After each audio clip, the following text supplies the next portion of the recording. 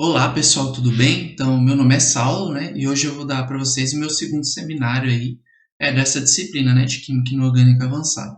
Então, nesse seminário eu vou falar um pouquinho sobre nanomateriais, né, nanotecnologia, nanociência, com base no livro do Atkins, certo? E também com base em alguns artigos aí que eu utilizei para complementar as informações e tudo mais.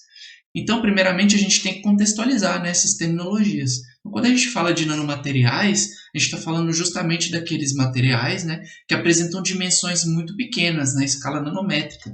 E considera-se na literatura como nanomateriais aqueles que têm essas dimensões entre 1 e 100 nanômetros. Quando a gente fala de nanociência, a gente fala justamente do estudo das propriedades da matéria, né, dessas propriedades que surgem quando justamente você reduz a escala desses materiais para a escala nano, né? Então a gente estuda justamente essas propriedades que surgem aí, nesses materiais. Quando a gente fala de nanotecnologia, aqui a gente já trata da manipulação desses materiais visando justamente explorar essas propriedades para fins práticos, né? Ou seja, para trazer essas propriedades aí para um contexto em que a gente possa utilizar na vida real, certo? Bom, então, basicamente, né, em termos históricos, a humanidade ela utiliza, ela faz uso desses nanomateriais desde a sua origem, né, desde a origem aí da sociedade. Então a gente tem lá em períodos muito antigos, por exemplo na pré-história, já indícios de uso de materiais que haviam, né, na sua constituição a presença de nanopartículas. Então, por exemplo, lá os pré-históricos aí, né, os nossos ancestrais aí que fazem essas pinturas rupestres aqui representadas na esquerda, né, na imagem esquerda, eles utilizavam algumas tintas, né, para representar, para desenharem, né, suas representações aí. E basicamente, hoje se sabe que em algumas dessas tintas a gente tinha a presença de nanopartículas com base em carbono.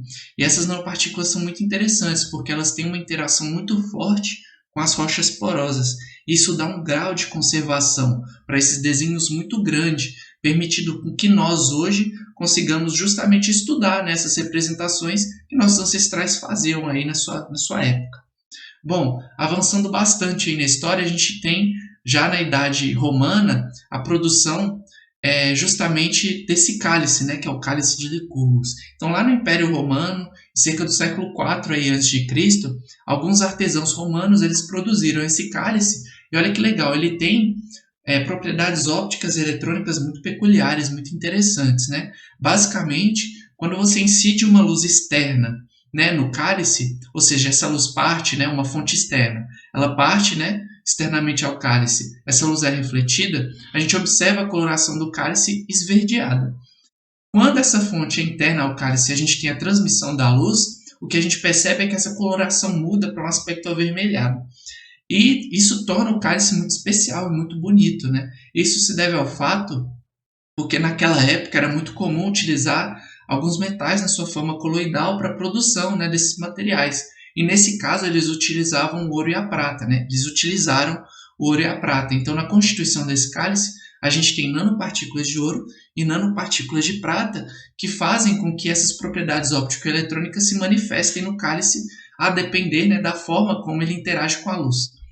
Outro ponto também, já avançando bastantes anos aí na história, é justamente na Idade Média, né, aqueles vitrais das igrejas, né, muito bonitos. E era comum também se utilizar na formação desses vitrais alguns metais na sua forma coloidal, como o ouro e a prata.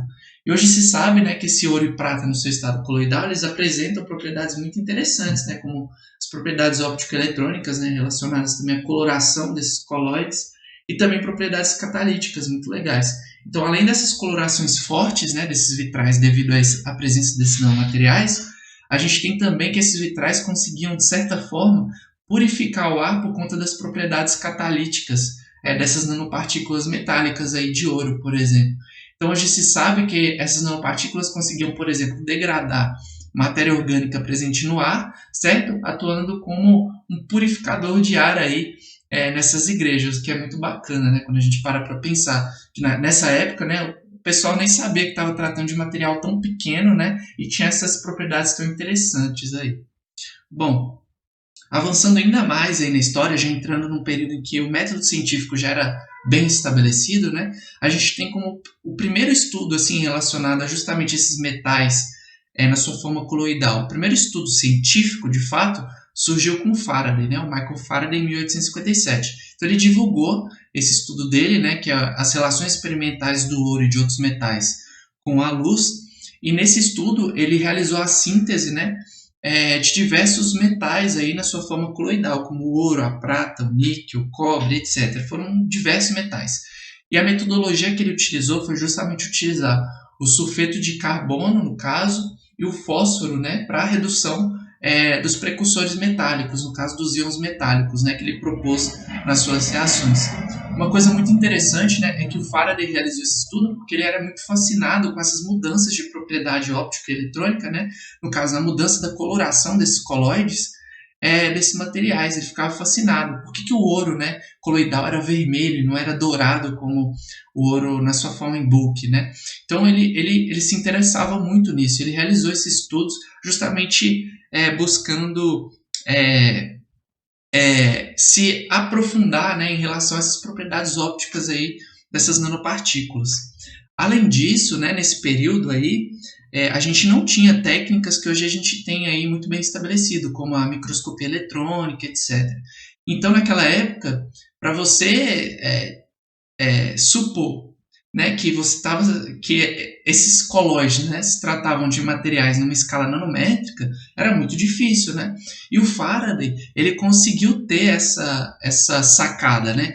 Ele sintetizou, né, esses materiais e a partir dos estudos dele, ele conseguiu imaginar que esses colóides tinham esse comportamento óptico justamente pelo tamanho das partículas, que seria muito pequeno.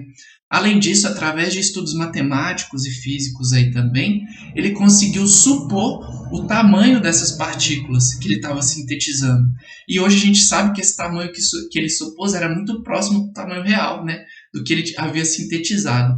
Então é muito interessante, porque o Faraday, o trabalho do Faraday é muito rico, né, e ele fez para uma diversidade de metais aí muito grande. Além disso, né, uma segunda curiosidade é que o Faraday ele era muito ativo assim na comunidade científica em termos de divulgação. Ele costumava fazer muitas palestras públicas, né, para atrair a sociedade e atrair também a casta política e empresarial, justamente para divulgar, né, seus estudos e os estudos de seus colegas aí. Visando justamente atrair, né, a atenção do público e também atrair investimentos aí para a ciência, né, para a elaboração dos seus trabalhos e dos trabalhos de seus colegas aí. Então Faraday era um cara assim sensacional como cientista, né, pesquisador, etc. Bom, pulando aí 100 anos, né, quase, a gente tem, por exemplo, o trabalho de Turkevich, né, que ele fez o estudo da nucleação e do crescimento, né, na síntese do ouro coloidal, no caso.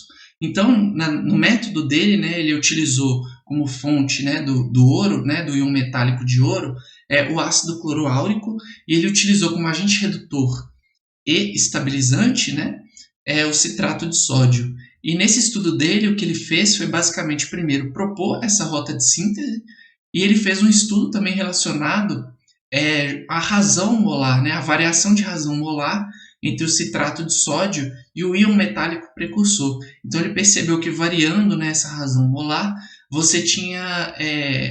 você favorecia, né, o surgimento de novas propriedades nessas nanopartículas, seja elas pela diminuição do tamanho da partícula, a depender, né, dessa razão molar, ou da forma, etc. Bom, então aqui, basicamente, o Turkevich ele estabeleceu um método de síntese muito eficiente. Ele estudou muito bem esse método. E ele foi muito importante porque até os dias atuais a gente tem muitos trabalhos que se apropriam do método dele para sintetizar nanopartículas. Então, se vocês pesquisarem aí por artigos, etc., vocês vão ver muito a metodologia dele sendo empregada para a síntese de diversos metais, como a prata, o ouro, o cobre, o níquel, etc. Bom, então aqui eu mostro aqui para vocês, né, à esquerda as nanopartículas de prata, né, a prata coloidal. Então percebam que a coloração ela varia com o tamanho da partícula e ela é muito diferente, né, da prata na sua forma de bulk, né. E a gente tem na direita o ouro coloidal, né, vermelho, e à medida que esse tamanho aumenta, né, a coloração também modifica, né, desse ouro coloidal, que também é muito diferente, né, do ouro no seu estado bulk, né, o macroscópico. Bom, então, partindo aqui para nanopartículas aí mais específicas, né? Vamos então falar agora um pouco sobre as nanopartículas semicondutoras, né? Então, bem, essas nanopartículas condutoras, elas têm sido investigadas intensamente aí devido às suas excelentes propriedades ópticas.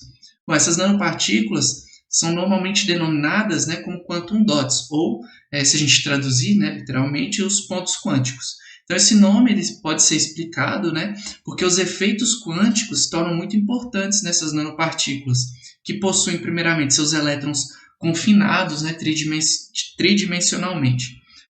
Além disso, elas são classificadas como nanomateriais 0D, né, porque todas as suas dimensões, x, y e z, estão na escala nanométrica, certo?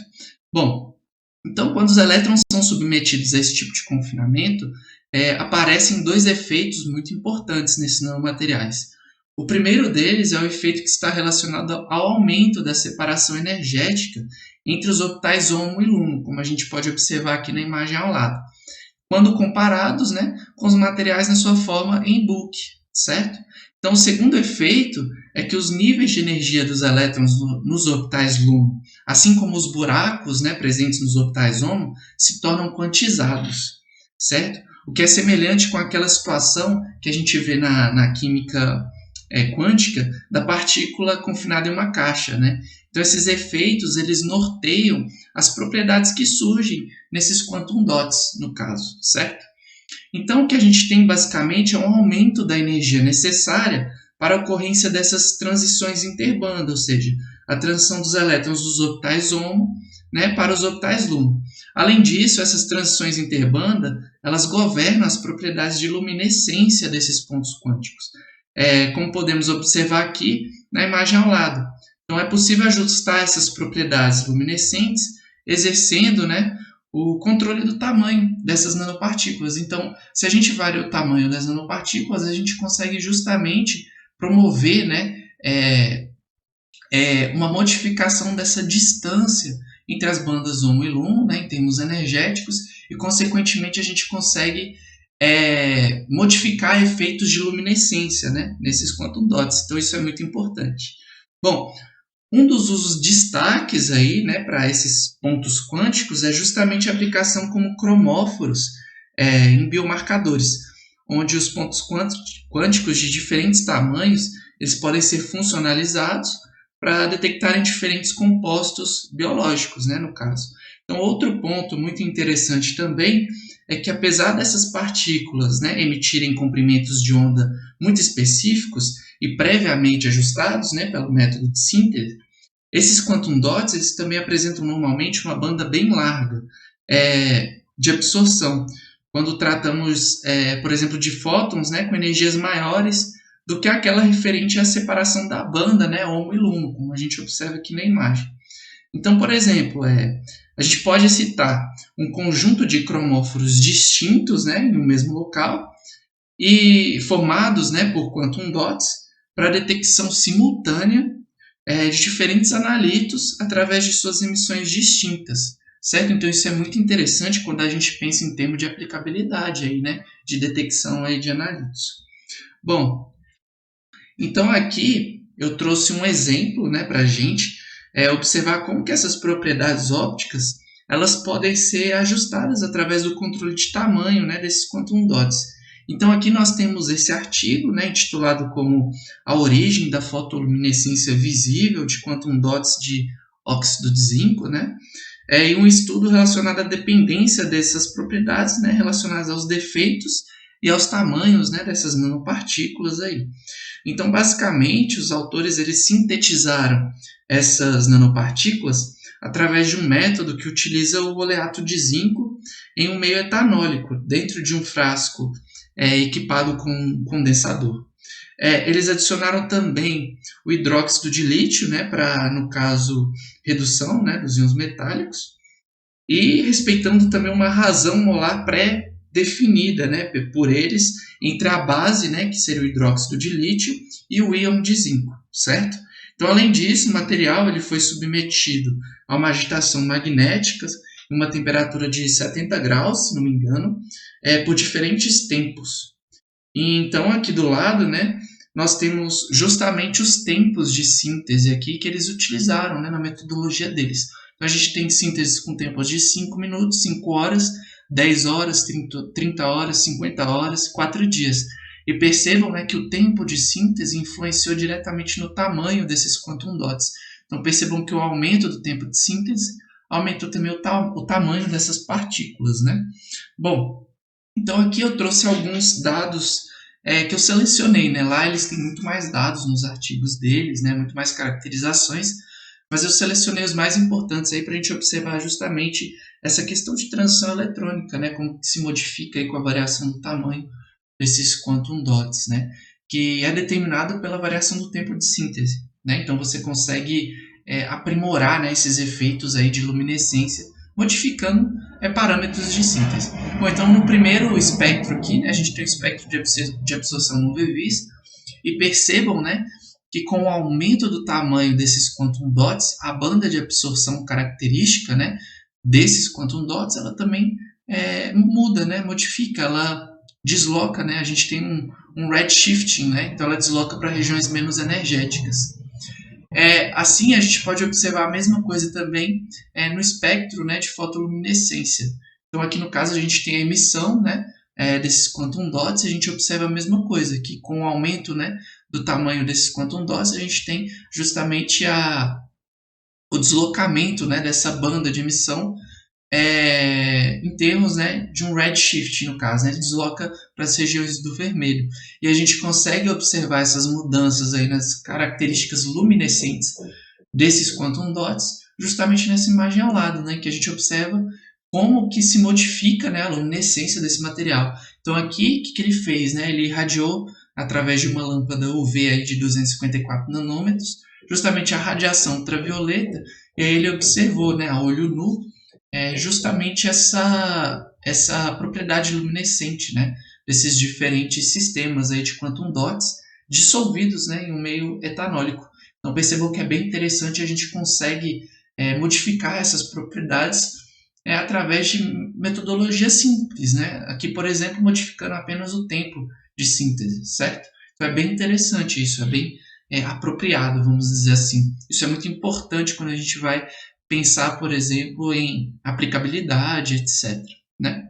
Bom, então, no segundo caso aqui, eu trouxe as nanopartículas metálicas. Então, da mesma forma, né, devido à redução do tamanho, né, dessas partículas, por serem muito pequenas, a gente tem também propriedades aí novas que surgem, né, devido a essas novas dimensões que a gente está tratando. Né? Então, devido a esse tamanho muito reduzido dessas nanopartículas, a gente tem o surgimento, né, de uma elevação dessa área superficial por volume dessas nanopartículas. Então, essa razão ela aumenta. E o que isso significa? Isso significa que as propriedades de superfície elas acabam sendo intensificadas, né, quando a gente trata de nanopartículas metálicas. Bom, além disso, devido a essa redução de tamanho, né, para esses metais, principalmente metais nobres, a gente tem o surgimento de uma nova propriedade óptico-eletrônica aí, característica, né, nessas nanopartículas metálicas, aí, principalmente metais nobres, que é justamente a ressonância plasmônica de superfície. Então, basicamente, esse efeito surge, né, esse efeito de ressonância surge a partir da interação entre a partícula e uma onda eletromagnética. Eu vou explicar isso mais a fundo depois, mas basicamente é isso. E essa mudança, né, de propriedade oriunda, né, da mudança de escala dessas partículas gera potenciais, né, de aplicabilidade muito grande aí, na catálise, por exemplo, em diagnóstico e terapia, na elaboração de sensores, né, para detecção de substâncias específicas. Então, a gente consegue produzir sensores quimicamente modificados, né, com essas nanopartículas metálicas. A gente pode explorar também esses efeitos plasmônicos no efeito CERS, né, que é um aprimoramento aí da espectroscopia Raman. A gente tem também, por exemplo, nanopartículas de prata, né, que tem uma elevada toxicidade, por exemplo, para micro-organismos, né, para fungos, etc. A gente pode explorar isso para a elaboração de sistemas, né, para combate desses micro-organismos. Então, atualmente, por exemplo, a gente teve uma aplicação muito recente aí, né, de produção de máscaras em que tinham depositados, né, nas suas superfícies nanopartículas de prata, justamente visando, né, esse combate, né, ao coronavírus, por exemplo. Bom, então, tratando da ressonância plasmônica, como eu havia falado, ela surge, né, da interação de um campo elétrico, e esse campo elétrico ele tem, né, um comprimento de onda aí muito maior que o da partícula, até para a partícula sentir, né, um campo elétrico uniforme, no caso, e basicamente ele surge então da interação entre essa radiação eletromagnética com a partícula. E quando a gente trata de partículas esféricas, o que acontece basicamente nessa interação é uma polarização dessas nanopartículas. Então o que a gente tem basicamente é a movimentação, né, dos elétrons de uma forma conjunta. Então eles se movimentam, né, de uma forma ordenada, né, entre si, em conjunto, e eles também se movimentam de acordo com as oscilações do campo elétrico. Então, esse movimento dos elétrons oscila com a oscilação do campo elétrico. Essa propriedade plasmônica, né, de ressonância desses elétrons, ela é extremamente dependente, claro, da natureza da nanopartícula, ou seja, uma nanopartícula de prata, de ouro, de níquel, de cobre, etc. Ela depende também da forma, né, dessas nanopartículas, do tamanho dessas nanopartículas. Ela depende também da natureza do meio que essa nanopartícula está imersa. Então, por exemplo, a função dielétrica, o índice de refração, o pH, tudo isso influencia, né, na propagação dessas características aí dessas nanopartículas. Então, aqui eu trouxe um exemplo para a gente, que é um espectro de absorção, né, no caso, para nanopartículas de prata. Esse espectro aqui é um espectro teórico, feito pelo artigo do Noguês, né, de 2007, e ele mostra justamente como que essas bandas, né, de absorção, elas variam com a forma dessas nanopartículas de prata. Então, basicamente, né, para uma nanopartícula esférica, o que a gente tem, basicamente, é uma única banda aqui em 400 nanômetros, né, em roxinho aqui, é referente justamente à ressonância plasmônica. Então, percebam que é uma banda bem intensa, né, e ela é bem achatada, certo? Presente aqui próximo à região de 400 nanômetros. À medida que essa partícula vai perdendo simetria, né, você vai para formas truncadas aí, a gente tem justamente a modificação dessas propriedades ópticas, né, dessas nanopartículas. Então, basicamente, o que a gente percebe é uma diminuição da intensidade, né, dessa banda plasmônica e também um deslocamento para a região do vermelho, né, dessas bandas conforme modificam, né, a forma dessas nanopartículas. Então, por exemplo, para o cubo, a gente tem o surgimento de 4 novas bandas aqui em preto, né, referentes à ressonância plasmônica. Isso se deve ao fato porque, como você perde a simetria, né, dessas nanopartículas, quando elas interagem com o campo elétrico, aquele movimento que antes era uniforme para a esfera, né, dos elétrons, ele passa a não ser mais uniforme. Então você acaba gerando, por exemplo, tripolos, quadrupolos, multipolos, né, na movimentação eletrônica aí, desses metais. Então, basicamente, formando esses multipolos, né, você gera também uma modificação espectral, né, de absorção aí, dessas nanopartículas. Bom, aqui eu trouxe um exemplo agora que relaciona justamente o tamanho das nanopartículas com essas bandas de absorção. Então ele traz aqui nessas bandas normalizadas e no primeiro espectro, né, em cima, a gente tem para nanopartículas de prata esféricas, certo? De diferentes tamanhos, e embaixo a gente tem as nanopartículas na sua forma de pratos triangulares, né? Então em cima a gente percebe, né, que para a esfera, quando o tamanho aumenta, a gente tem aquela mesma propriedade, né? Primeiramente a gente tem um deslocamento da banda, né, para o vermelho, mas aqui a gente tem também um alargamento, né, dessa banda com o aumento do tamanho da partícula. A mesma coisa acontece para os pratos triangulares, né? Só que aqui a gente observa que a região, né, de propagação dessa banda plasmônica, ela muda, né? Então a gente começa aqui em 500 nanômetros, certo?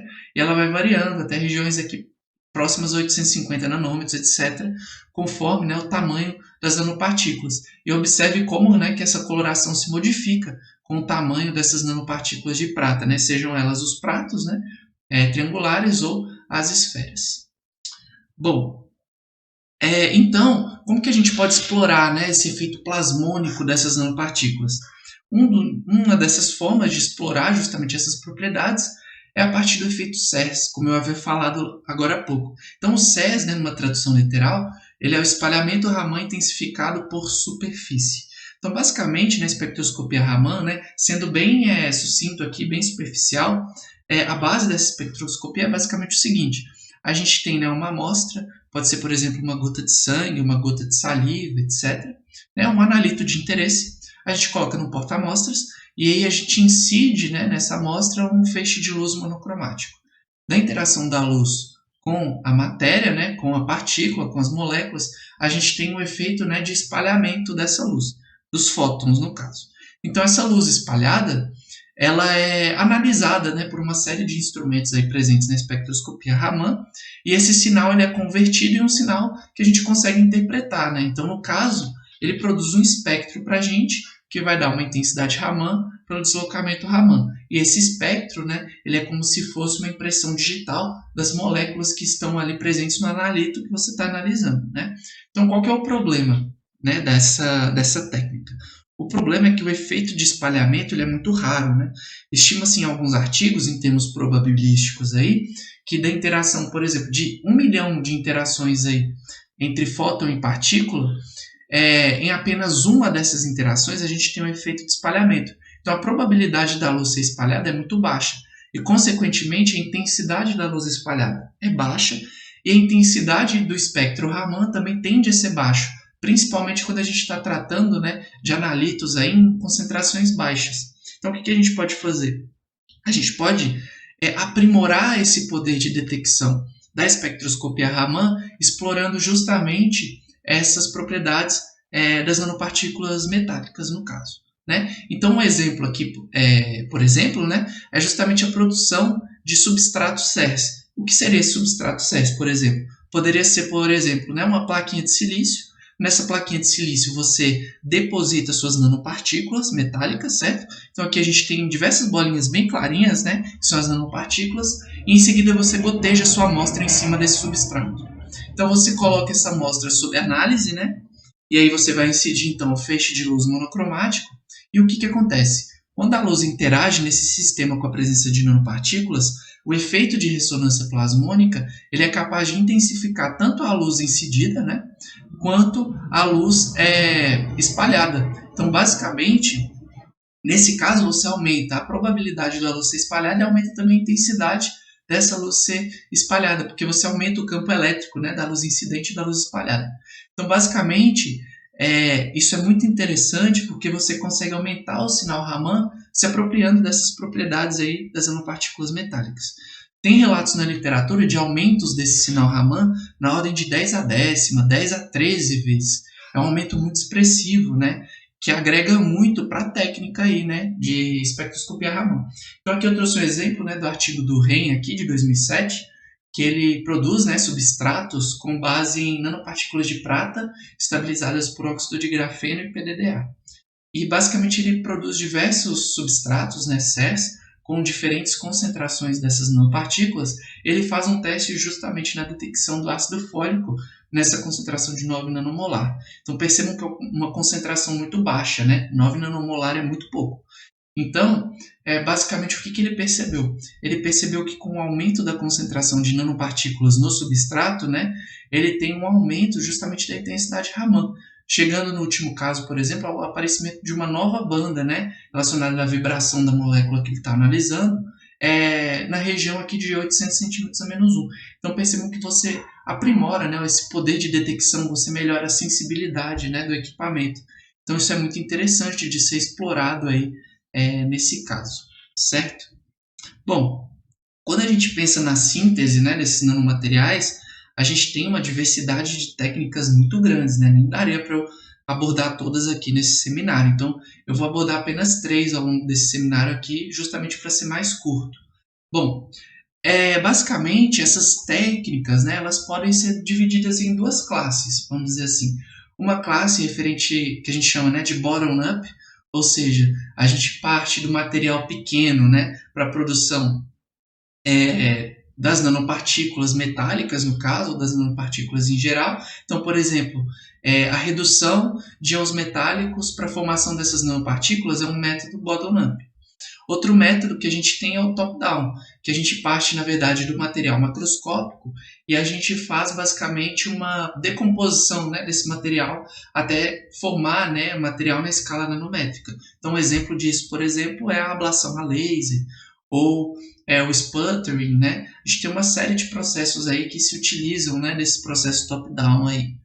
Bom, a primeira metodologia aqui que eu vou citar, né, é relacionada justamente sobre as técnicas de produção, né, de nanopartículas em solução. Então, basicamente, essa é uma das principais metodologias empregadas aí para a síntese, né, de nanopartículas.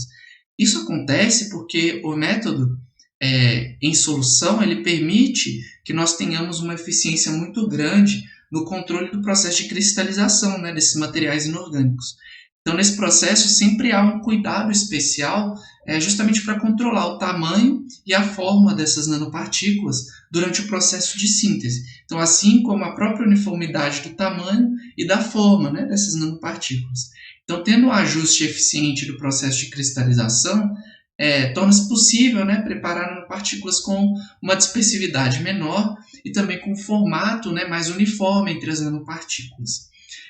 Além disso, como os reagentes em solução eles são misturados em escala atômica, né, e solvatados também no meio, a difusão ela acaba se tornando extremamente rápida dessas partículas, né? Então essas reações elas podem ser conduzidas em temperaturas muito baixas até. A gente pode produzir, por exemplo, alguns métodos em temperaturas aí ambiente, e isso minimiza o efeito de crescimento térmico, né, dessas nanopartículas. Bom, então, apesar, né, da síntese em solução variar bastante, né, em termos assim, que a gente tem várias metodologias aí de síntese em solução, nós podemos também resumir essas etapas básicas, né, de reação em 3 etapas, basicamente em 3 pontos. O primeiro deles é justamente relacionado à solvatação desses reagentes, né, e dos aditivos que você adiciona aí no momento da síntese. O segundo deles é relacionado justamente à formação dos núcleos sólidos, né, estáveis em solução. E o terceiro, ele se dá, né, justamente pelo crescimento dessas partículas através da incorporação dos materiais precursores, né. Então, basicamente, o objetivo da síntese em solução é justamente promover uma maneira controlada para a formação de vários núcleos estáveis que sofram pouco crescimento, né, adicional. E se esse crescimento acontecer, né, dessas nanopartículas, ele deve ser independente do processo de nucleação, porque assim todas as partículas elas serão capazes de crescer para tamanhos parecidos, né, uniformes, e assim teremos então um sistema próximo, né, um sistema monodisperso, porque o sistema monodisperso é muito difícil da gente ter, né, todas as partículas de mesmo tamanho, mas a gente teria um sistema mais próximo, né, da monodispersividade. Bom, entretanto, né, apesar das vantagens aí do método em solução, nem tudo são flores, né? Primeiramente, as síntese de soluções elas podem apresentar um problema muito conhecido aí na literatura, que é o chamado de amadurecimento de Ostwald, né? Então, no caso, as partículas menores elas tendem a se dissolver no meio e se redepositarem, né, sobre as partículas maiores que estão remanescentes aí no meio, né? Ou seja, a gente tem um aumento da distribuição de tamanhos das partículas remanescentes, certo? E uma diminuição da quantidade de partículas presentes no meio, porque a gente tem partículas se redissolvendo e se agregando às que não se redissolveram, né? Então a gente diminui a quantidade e ainda aumenta o tamanho dessas nanopartículas e aumenta a dispersividade dessas nanopartículas. Isso é um problema quando a gente pensa principalmente, por exemplo, em estabilidade, né, em eficiência da reação e etc. Então, basicamente, em termos energéticos, o que acontece, né? No processo de formação dessas nanopartículas, a gente tem duas contribuições energéticas, né? Uma contribuição está relacionada à área superficial, à superfície da nanopartícula, e a outra ao volume. Então, o ΔG relacionado à área, né, à superfície da partícula, ele tende sempre a crescer, né, para sistemas supersaturados. Já o ΔG de volume, ele sempre é negativo. Só que o que acontece? Para tamanhos muito pequenos de nanopartículas, né, na verdade a gente nem chama de nanopartículas, a gente chama de embriões, né? Quando esses embriões são muito pequenos, basicamente, esse termo de superfície, ele tende a ser muito maior, né? Ele tende a ser mais relevante do que o termo de volume. Então, o que acontece é que o aumento do tamanho, né, desses embriões gera um aumento da energia livre de Gibbs, né, que é representada aqui por essa equação, né, que é essa parábola aqui. Parábola não, né? Essa curva aqui, representada em pontilhado. Então, para tamanhos muito pequenos, né, a gente tem justamente essa essa dominância, né, do termo de superfície. Então, o crescimento da partícula, desse embrião, no caso, ele não é favorecido, porque o ΔG ele tende a aumentar, né, com esse crescimento. Porém, a partir de um raio crítico, e esse raio crítico ele pode ser calculado pela derivada dessa expressão de ΔG, né? Então, a gente deriva essa expressão igual a zero, a gente acha o raio crítico. Então, esse raio crítico ele é justamente o ápice, né, dessa curva, certo? De ΔG. Então, ela é o ponto máximo. E a partir desse ponto máximo, percebam que o crescimento da partícula ele gera, né, uma diminuição da energia livre de Gibbs total, né? Então, basicamente, o que acontece é que a partir de um determinado raio, né, dessas partículas, a gente tem justamente a preponderância, né, a prevalência do termo de volume. Então, aumentar o tamanho dessa partícula aumenta a relevância, né, da expressão de volume, que é negativa, né? Ela contribui sempre negativamente. Então, isso gera um decaimento, né, da energia livre de Gibbs total. Então, basicamente, a partir desse raio crítico, o crescimento ele é favorecido. E aí que entra o amadurecimento de Ostwald. As partículas muito pequenas, que não são consideradas núcleos, porque elas tendem a se redissolverem, então elas se dissolvem no meio, né? E essas partículas elas se agregam a essas partículas maiores, com um raio maior ou igual ao raio crítico. Então você perde, né, a quantidade de nanopartículas que tinha anteriormente, né? Você perde o potencial de quantidade de nanopartículas maior e gera um aumento do tamanho dessas nanopartículas maiores, gerando um problema muito grande, né? Porque percebam aqui nesse gráfico que a energia livre de Gibbs ela sempre tende a diminuir com o aumento da partícula a partir desse raio crítico, né? Então, basicamente, enquanto você tiver disponibilidade do átomo metálico aí para ser agregado a essas partículas, esses átomos vão se agregar. E esse tamanho vai continuar aumentando. E isso é ruim, porque quando a gente pensa em estabilidade coloidal, né, chega num ponto em que a força-peso dessas nanopartículas começa a se sobressair ao movimento browniano. Então, o que vai acontecer? Elas vão se depositar no fundo, né, do recipiente, do becker, etc. E você perde a estabilidade coloidal, você perde a suspensão, né, sua suspensão aí desse coloide. Então, basicamente, o que a gente faz, né, para controlar esse processo de crescimento dessas nanopartículas? A gente utiliza justamente os agentes estabilizadores, né, que são moléculas aí que podem ter propriedades tensoativas, né, que minimizam justamente o crescimento e a dissolução dessas partículas. Então, basicamente, a gente tem 3 mecanismos de estabilização aí. A primeira delas, né, o primeiro desses mecanismos é o mecanismo eletrostático. Então, pode ser feito, por exemplo, por um surfactante. Então, basicamente, né, você adiciona íons, né, no seu meio reacional e esses íons eles vão se acoplar, né, à superfície das nanopartículas. E, basicamente, o que vai gerar? Um efeito de repulsão, né, eletrostática na aproximação entre as partículas, entre as nanopartículas. Então, isso minimiza, né, o efeito de crescimento dessas nanopartículas e promove uma maior estabilidade do seu coloide, né, da sua amostra, né, de nanopartículas. O segundo efeito é o efeito estérico, no caso, que pode ser realizado, por exemplo, por polímeros, como o PVP, o PVA, a polietilenimina, enfim. Tem uma série de polímeros que podem ser utilizados, por exemplo, para justamente contribuírem, né, com esse efeito de estabilização estérico. Então, basicamente, eles vão o quê? Revestir as nanopartículas e, através de um impedimento estérico, né, você não consegue ter justamente essa aproximação entre as partículas, né, entre os átomos, etc. Então, você minimiza também o efeito de crescimento dessas nanopartículas, aperfeiçoando, né, o seu coloide e também a quantidade de nanopartículas presentes no meio ali. O outro efeito, né, uma combinação dos dois, que é o efeito eletroestérico, que pode ser realizado também por alguns polímeros, como a polietilenimina, mas também por líquidos iônicos, né, no caso, que também conseguem atuar com esse efeito eletroestérico. Então, basicamente, aqui você tem uma combinação do efeito eletrostático, né, de repulsão eletrostática, e do efeito de estérico, né, de não aproximação entre essas nanopartículas, no caso, certo?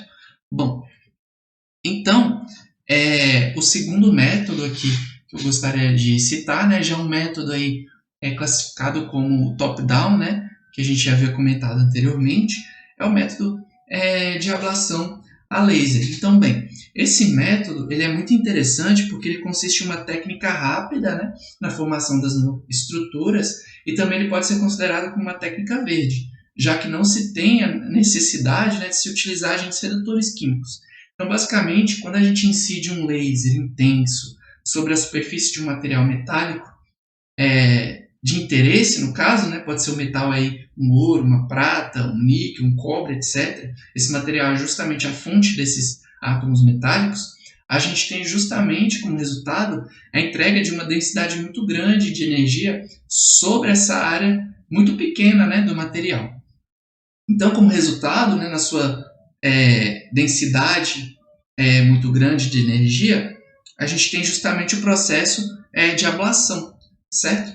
Então, como consequência, a gente tem uma ejeção de espécies muito excitadas que são denominadas de plumas de plasma, né, como observados aqui na imagem à direita. Essas plumas formadas são também muito energéticas, né, como eu havia falado.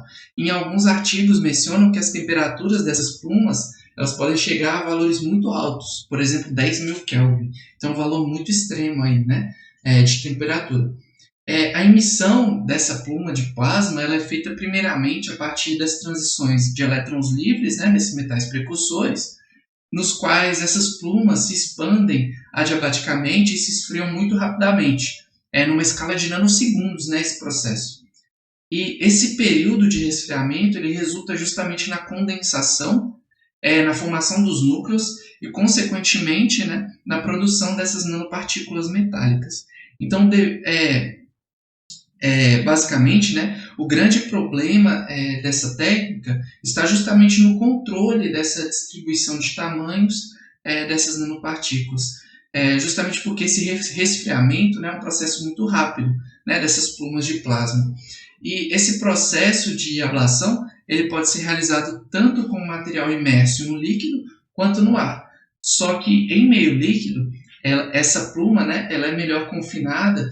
Com isso, a gente consegue ter distribuição de tamanhos, né, dessas nanopartículas menores. Porém, ainda é uma distribuição elevada quando a gente compara, por exemplo, com técnicas diferentes aí, né, presentes aí na literatura que são utilizadas aí nos mais diferentes artigos aí que mencionam, né, essa síntese de nanopartículas metálicas, etc.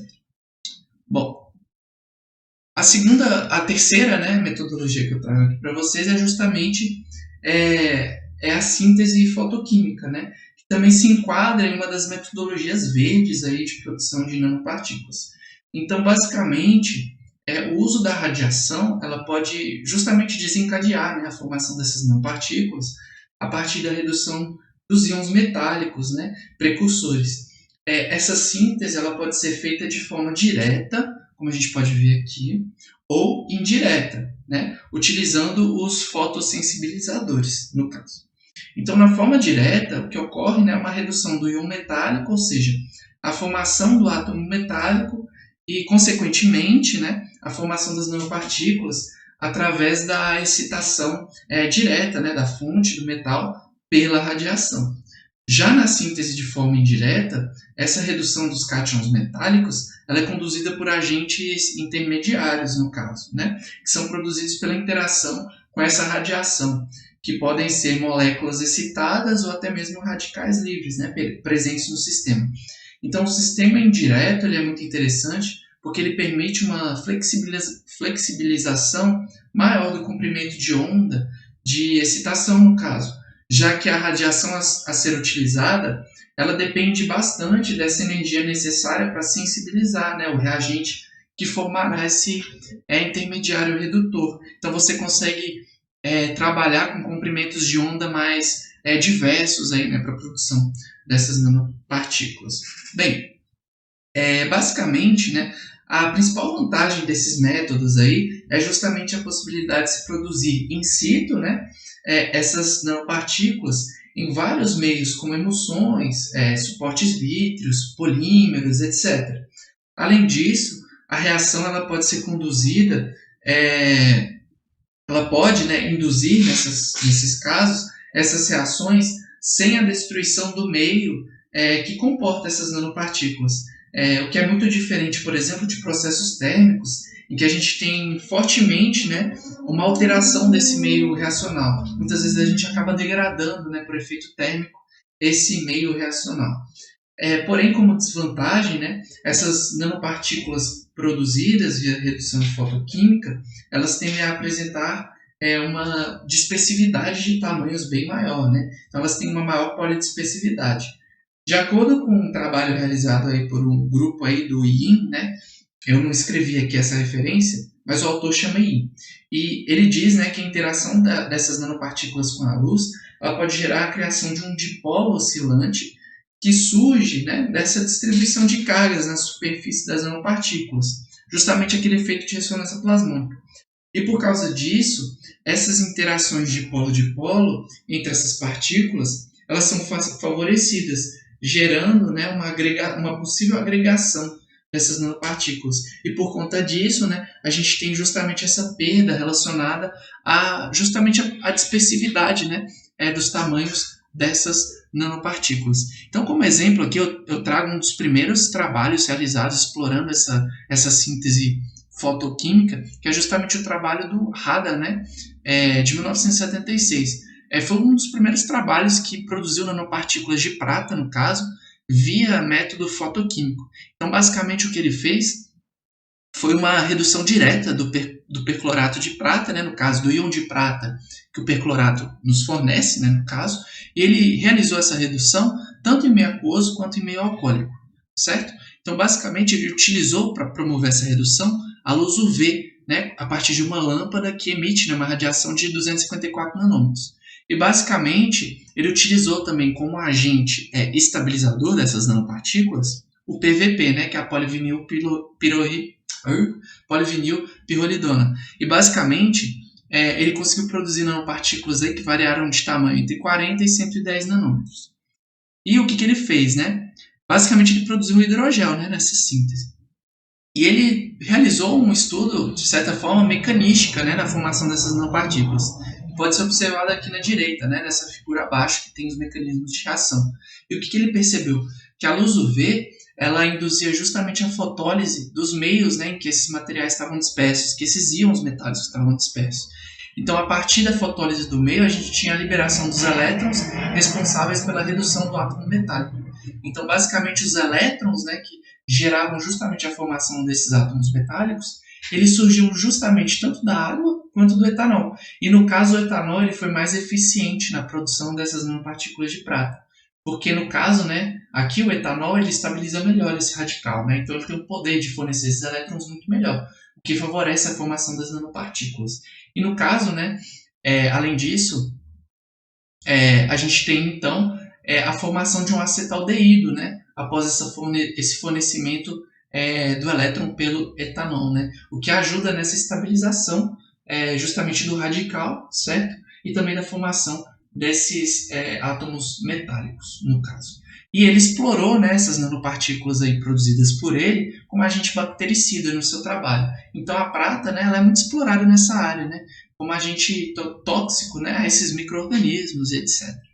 Bom, então era isso, né, nesse trabalho. A gente tem como conclusões, né, que os nanomateriais já são utilizados pela humanidade aí desde períodos muito antigos, né, como a gente viu lá no início dessa apresentação. A gente viu também que as nanopartículas são materiais muito interessantes, graças às suas propriedades únicas, né, oriundas justamente dos seus tamanhos aí muito pequenos, né, e que estão numa faixa entre os tamanhos atômicos, né, e os tamanhos micro e macroscópicos, né. Além disso, suas propriedades são muito dependentes da natureza, da partícula, forma e tamanho, né. E além disso, existem diferentes técnicas, né, infinidades aí de técnicas de síntese que permitem justamente você promover, né, a formação de nanopartículas com propriedades diferentes, né, com tamanhos diferentes, enfim, visando aplicações diferentes aí no nosso dia a dia, né? Então, basicamente era isso. Agradeço vocês pela atenção. Deixo aqui as referências que eu utilizei, né, para essa apresentação. Então, eu utilizei, né, como norteador o livro do Schreiber e a partir dele, né, eu fui complementando com esses outros artigos aqui que eu trouxe, né, para esse trabalho. Então, era isso. Muito obrigado, pessoal, e fiquem bem.